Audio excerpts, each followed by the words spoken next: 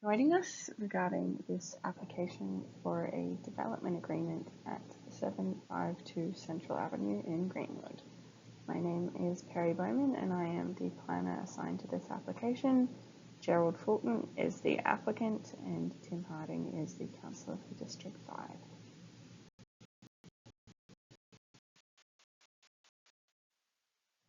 So the purpose of today's slideshow and meeting is to inform the public of this application, to explain the planning policies that enable this application to occur, and to receive any preliminary feedback from the public, noting that no opinions have been formed on this application.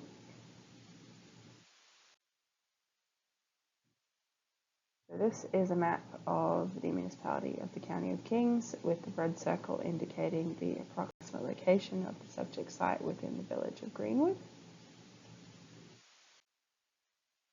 This is an aerial image of the subject site showing the existing building on the site, which has been converted into 4 residential units. To the east of the site we have the Tim Hortons site. To the west of the site we have a retail store. Directly across the road we have the Irving's service station. So the site is located within an established area or commercial area of Greenwood. The site has an area of approximately 17,870 square feet and is currently serviced by municipal sewer and water. So the proposal is to enter into a development agreement that would legalise the existing 4-unit multi-unit dwelling within the existing building on the site, and then to allow for the development of a new 4-unit building to the rear of the site. So this is the proposal which has been provided with the application. We have the existing building and car parking proposed to be retained at the front of the site, and then a new built form at the rear of the site along with some additional car parking. So once again we have in yellow the existing building and car parking proposed to be retained at the front of the site. And then we have the new building and additional car parking to the rear of the site. This is the zoning map. As we can see, the site is currently located in the general commercial or C1 zone. Residential units are only permitted as of right in the general commercial zone if they are within a commercial building and are located above, behind, or below a ground floor commercial use. So at this time, the existing building does not have a commercial use, which means that the residential units require consent via a development agreement. This is the future land use designations map.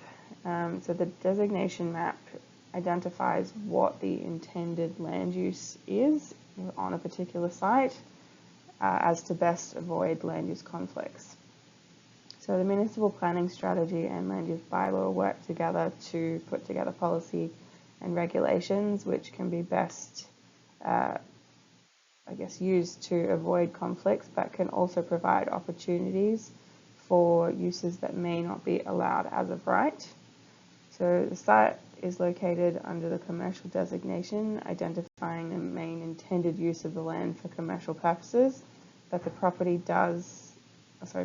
does identify, with consideration of certain factors, that residential units can be permitted within the commercial designation.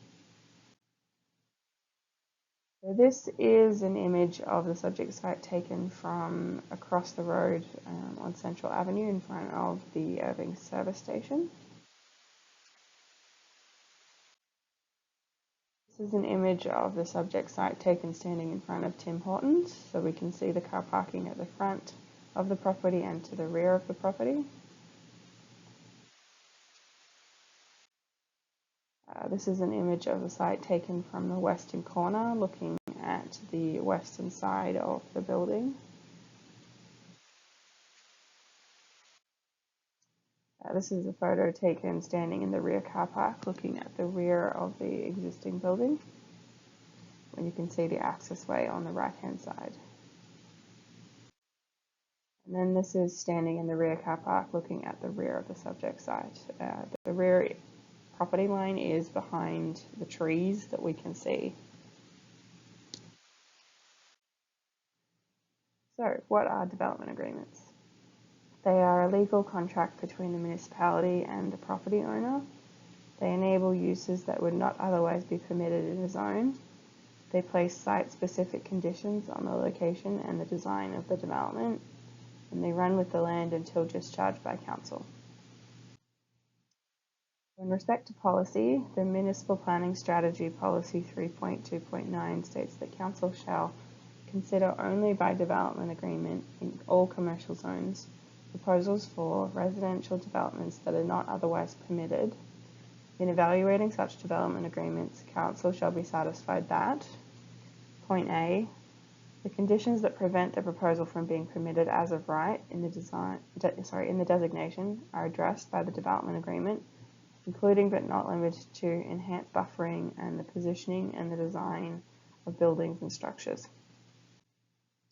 Point B, if the proposal is for residential use, council shall be satisfied that point 1, the residential component has a compact built form and does not consist of low density housing form.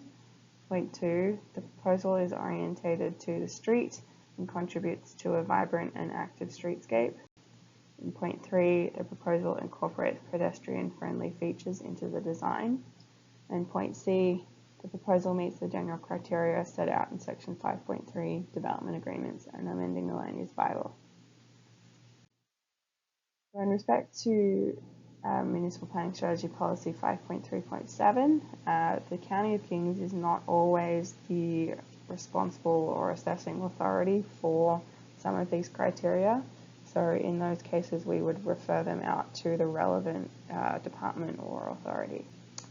So we must consider if the proposal is consistent with the intent of the municipal planning strategy. Does the proposal conflict with any municipal or provincial programs, bylaws, or regulations? Would the proposal have a financial impact on the municipality? Would there be any land use compatibility issues? Are there schools, recreation, and other community facilities in proximity to the site? Would there be any traffic hazards or congestion as a result of the proposal? Are there adequate fire protection services and equipment available?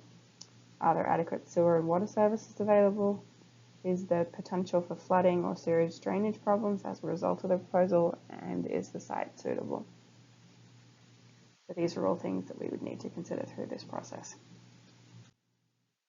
So in terms of the application process, we've received a completed application, and we're currently at the public information meeting phase. So prior to this meeting, properties within 500 feet would have been notified by mail, and a notice was also placed in the local newspaper. Following the public information meeting, staff will conduct a review of the application, and this involves referring the application out to all relevant departments or authorities for comment, along with making an assessment of the application in respect to the policies that were laid out beforehand. So then the planning staff, myself, will make a recommendation to the Planning Advisory Committee, who will vote on whether to proceed in a positive or negative recommendation. Following the Planning Advisory Committee, we have the initial consideration, which is where the entirety of the Municipal Council will vote on how to proceed with the application. Following that, we have a public hearing. Prior to the public hearing, properties within 500 feet of the property will be notified again by mail, and another notice will go in the newspaper. Following the public hearing, we have final consideration, which is where the Municipal Council will make a decision on the application. Following Council's decision, there is a 14-day appeal period where parties can appeal Council's decision if they wish to. Okay, so if you have any questions or would like to make any comments on the application, my name is Perry Bowman, and you can contact me at 902-690-6150 or email me at pbowman@countyofkings.ca. Thank you.